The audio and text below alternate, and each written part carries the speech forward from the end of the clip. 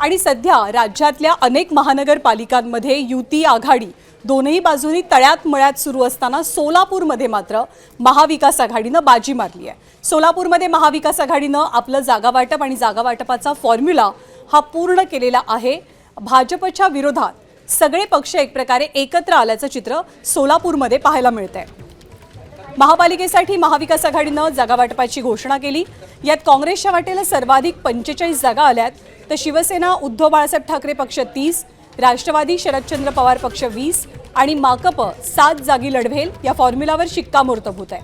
आघाडीमध्ये काँग्रेसच्या वाट्याला ठाकरेंपेक्षा जास्त जागा आल्यामुळे शिवसैनिक मात्र आक्रमक झाले आणि एक प्रकारे मवियातला पक्षांतर्गत वाद सुद्धा चव्हाट्यावरती आला।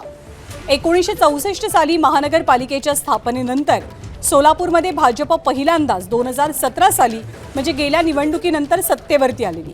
त्यामुळे भाजपला यंदाच्या वेळी सत्तेपासून रोखण्यासाठी सर्व विरोधकांची एकजूट पाहायला मिळते।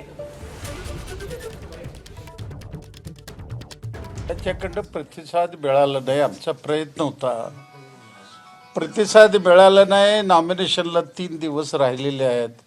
आम पार्टीला सुद्धा आम्ही अशा पद्धतीची विनवणी केली, आलेले नाही आहेत।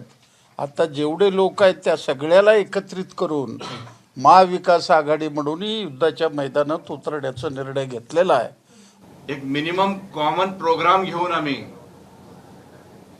8 वर्षामध्ये झालेल्या सोलापूरच्या दुर्दशेवर आणि सोलापूरच्या विकासासाठी आम्ही सगळेजण एकत्र आलोय। प्रत्येक जण याच्यामध्ये त्याग केलेला आहे, सर्वच पक्षांनी त्याग केलेला आहे। आम्ही सुद्धा मोठ्या प्रमाणामध्ये 4 पावलं मागे येऊन फक्त आणि केवळ फक्त भारतीय जनता पार्टीला हरवण्यासाठी ही आघाडी आम्ही करायचं ठरवलंय।